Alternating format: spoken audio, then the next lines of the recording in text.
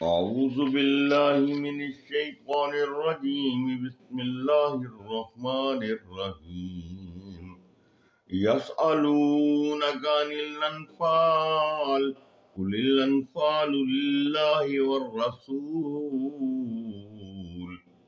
فاتقوا الله وأصلحوا ذات بينكم وأطيعوا الله ورسوله إن كنتم مؤمنين. إنما المؤمنون الذين إذا ذكر الله وجلت قلوبهم وإذا تليت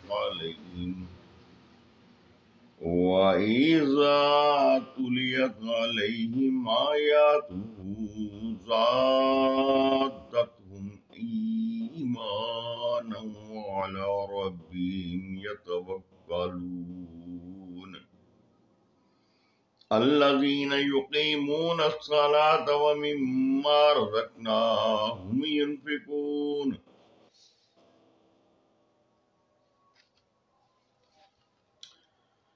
أولئك هم المؤمنون حقا لهم درجات عند ربهم ومغفرة ورزق کریم. صدق اللہ مولانا العظیم وصدق رسولہ والنبی الکریم. الحمدللہ رب العالمین. اللہ تبارک و تعالیٰ کا شکر ہے جس نے مجھے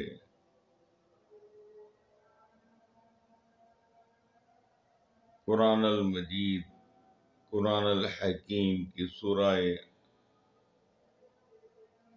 الانفال کی ابتدائی آیات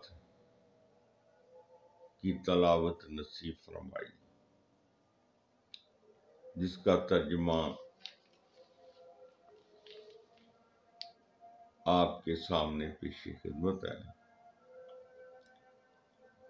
تم سے انفال کے متعلق سوال کرتے ہیں، پوچھتے ہیں. کہو یہ انفال تو اللہ اور اس کے رسول صلی اللہ علیہ وآلہ وسلم کی ہیں، پس تم لوگ اللہ سے ڈرو اور آپس کے تعلقات درست کرو اور اللہ اور اس کے رسول کی اطاعت کرو اگر تم مومن ہو. سچے اہل ایمان تو وہ لوگ ہیں جن کے دل اللہ کا ذکر سن کر لرز جاتے ہیں، اور جب اللہ کی آیات ان کے سامنے پڑھی جاتی ہیں تو ان کا ایمان بڑھ جاتا ہے اور وہ اپنے رب پر اعتماد رکھتے ہیں، جو نماز قائم کرتے ہیں اور جو کچھ ہم نے ان کو دیا ہے اس میں سے ہماری راہ میں خرچ کرتے ہیں. ایسے ہی لوگ حقیقی مومن ہیں. ان کے لیے ان کے رب کے پاس بڑے درجے ہیں، قصوروں سے درگزر ہے اور بہترین رزق ہے.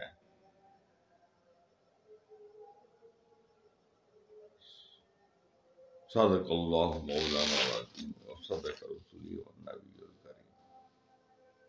بات بڑی سیدھی سی ہے. یہ سورہ جو ہے اس میں سورہ بدر پر جو مال غنیمت مسلمانوں کے ہاتھ لگا اس کو آپس میں تقسیم کرنے کے معاملے میں تفصیل موجود ہے. وہ جو پہلا طریقہ ہے جاہلیت کے دور میں مال و دولت کو، جو مال و دولت جو ہے وہ لڑائی کے دوران جس کے ہاتھ میں آ جاتا تھا وہ اس کا مالک ہوتا تھا، یعنی کہ اس کو وہ اپنا حق سمجھتے تھے اور ان پر وہ اسلام سے پہلے کی بات ہے۔ تو جب اسلام آ گیا تو ہر قانون بدل گیا۔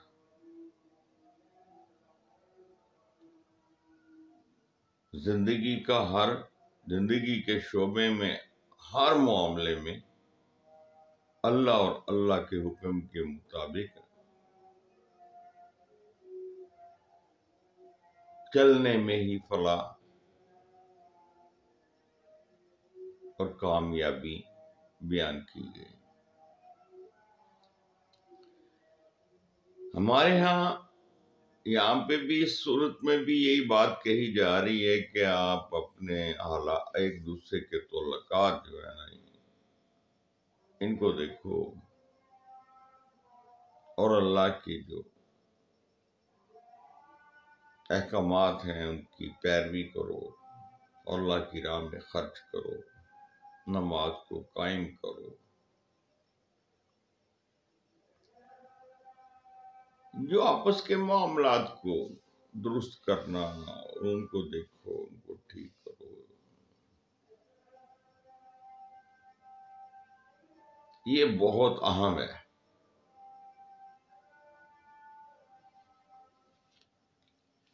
ہمارے اس وقت جو معاشرے میں روٹین چلی ہے،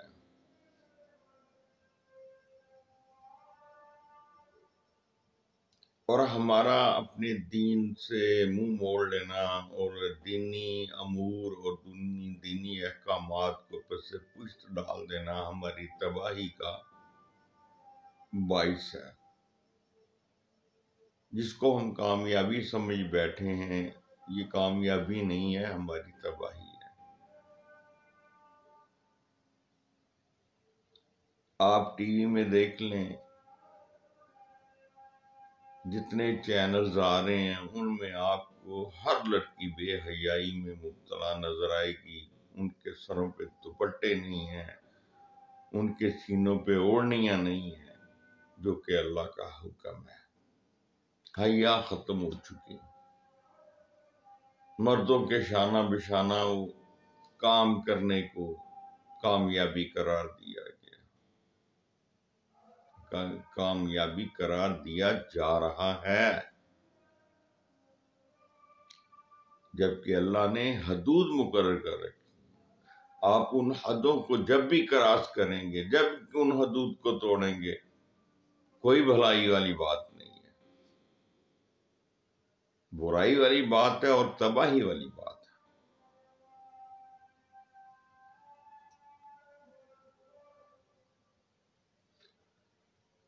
میرے پاس دو چار ایسے کیس آئے ہیں، میں نے دیکھا ہے لوگوں کے گھروں کے حالات جو ہے نا ناگفتہ بہ ہیں، آپس میں معاملات اس حد تک خراب ہو جاتے ہیں کہ بہن بھائیوں کے درمیان، بھائیوں کے درمیان، ماں باپ اور اولاد کے درمیان ایسی چپکلش چلتی ہے کہ آئے دن ہم خبروں میں یہ سننے میں آتا ہے، دیکھنے میں بھی آ رہا ہے کہ اولاد اٹھ کے اپنے ماں باپ کو بولنا یا ان کے آگے بدتمیزی کرنا تو درکنار، ان کو قتل تک کر دیتی ہے۔ بھائی بھائیوں کو قتل کرتا ہوا نظر آتا ہے، اپنی بہنوں کی گردنیں اڑا رہا ہوتا ہے اپنی انا کی خاطر، اور یا پھر ایک بہانہ ہوتا ہے اپنی عزت کی خاطر، جبکہ قرآن کہتا ہے کہ جو کچھ بھی کرنا ہے اللہ کے لیے کرو، اللہ کی رضامندی کے تحت کرو۔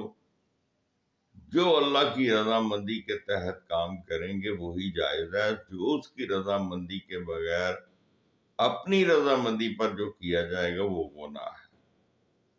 یعنی اپنے آپ کو راضی کرنے کے لیے، اپنے آپ کو خوش کرنے کے لیے، اپنے آپ کو یہ سمجھنا کہ میری ناک میں مکھی نہ بیٹھے، بس میں پہلوان ہوں، میں فلاں ہوں، بس یہ سب بکواس ہے۔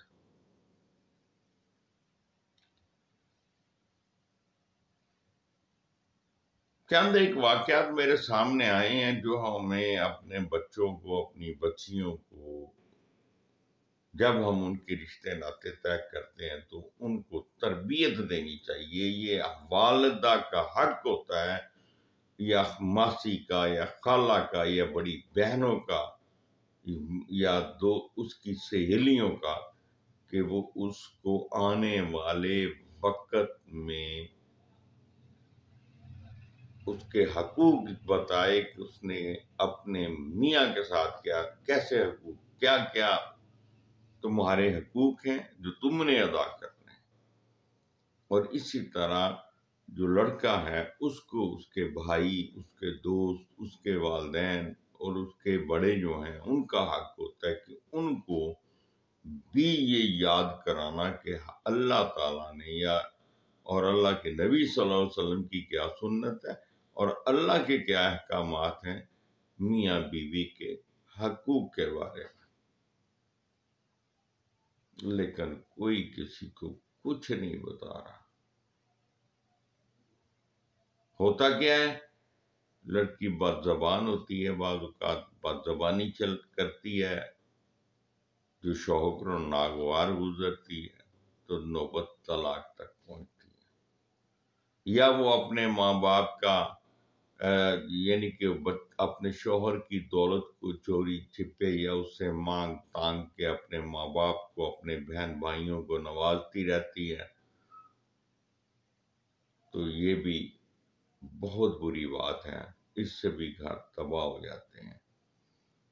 تیسری بات یہ ہے کہ چغل خوری اور چوری، یہ بھی انتہائی غلط بات ہے۔ اور اس کے علاوہ جو آج کل یہ دیکھنے میں آیا ہے کہ لڑکیوں کے اپنے بہت سے تعلقات ہوتے ہیں، لڑکوں کے بھی تعلقات ہوتے ہیں، اور میاں بیوی ایک دوسرے سے چوری، اگر وہ کسی کے ساتھ اپنے مراسم بنائے ہوئے ہیں تو یہ تباہی کا پیش خیمہ ہوتا ہے۔ کہیں نہ کہیں وہ بات لیک ہوتی ہے، ایک دوسرے کے اعتماد کو ٹھیس پہنچتی ہے، ایک دوسرے کے بھروسے یعنی کہ بھروسہ جو ہے نا ایک دوسرے پہ نہیں رہتا، تو پھر انجام طلاق تک پہنچتی ہے۔ میرے پاس بہت سے کیسز ایسے ہیں،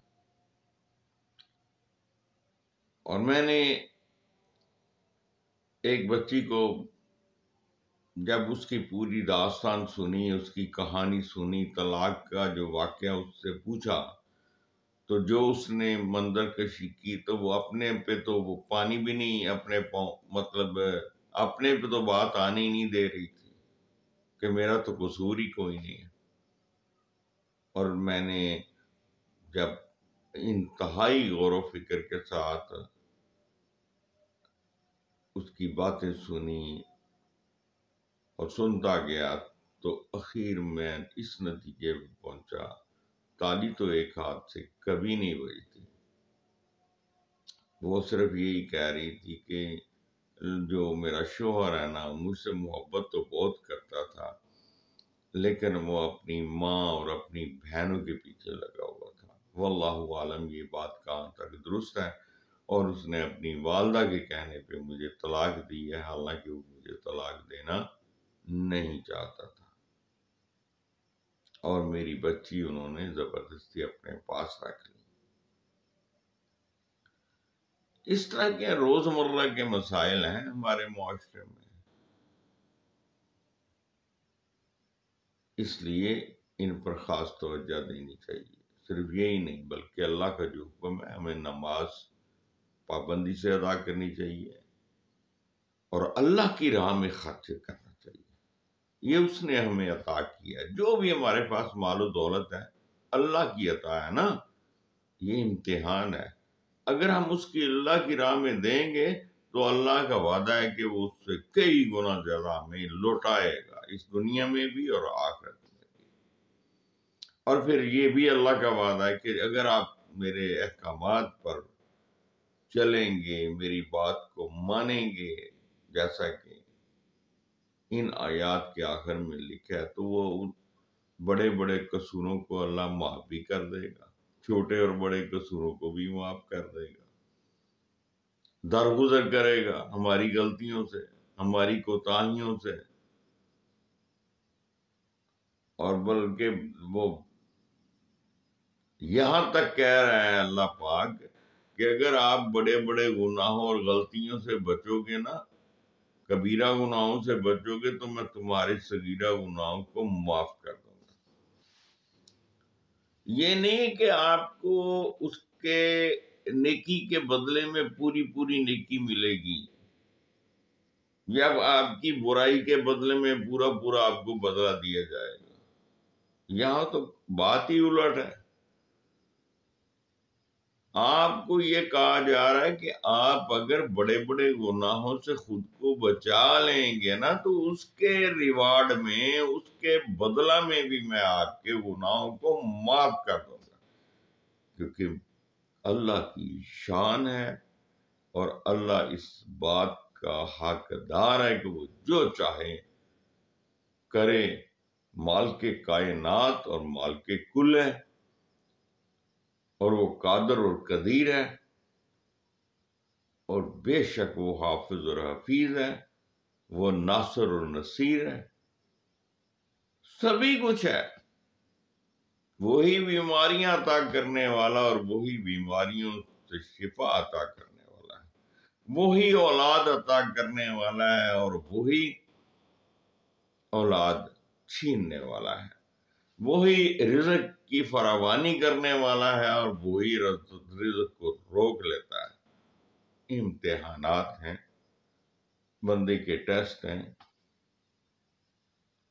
اب اللہ سے دعا ہے کہ وہ ہمیں کسی آزمائش میں نہ ڈالے، کسی امتحان میں ہمیں نہ ڈالے جس میں ہم پورا نہ اتر سکیں، اور ہمیں زیادہ سے زیادہ نیکیاں کرنے کی توفیق عطا فرمائے،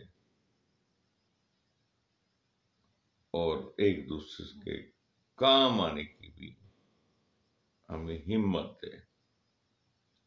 درد دل کے واسطے پیدا کیا انسان کو، ورنہ طاعت کے لیے کچھ کم نہ تھی کرو میاں. اللہ آپ کو ہمارا حامی و ناصر ہو. دعا میں یاد رکھیے گا. ڈاکٹر خالد اقبال شاہین، فیصل آباد. اور یہ بات بڑی عجیب سی لگتی ہے کہ میں ہر بار ہر آئیڈیو ویڈیو میں آخر میں اپنا واٹس ایپ نمبر دینا نہیں بولتا. 0303 63539555. اور یہ بھی میں واضح کر دیتا ہوں کہ یہ نمبر دینے کا مقصد یہ ہے کہ ہر معاملہ میں، دینی یا دنیاوی معاملہ میں یا میڈیکل کے شعبہ میں ہومیوپیتھک سے متعلق آپ کسی بھی قسم کا مشورہ چاہتے ہوں، کوئی رائے چاہتے ہوں، تو بندہ گناہگار الحمدللہ الحمدللہ حاضر خدمت ہے. اللہ ہمیں زیادہ سے زیادہ ایک دوسرے کے کام آنے کی توفیق عطا فرمائے. وما علینا الا البلاغ المبین. اور جن دوستوں نے، بہنوں نے، بھائیوں نے، بچوں نے دعاؤں کے لیے کہا لکھا، اللہ ان کے دل کی مرادیں پوری فرمائے. آمین ثم آمین. اللہ حافظ.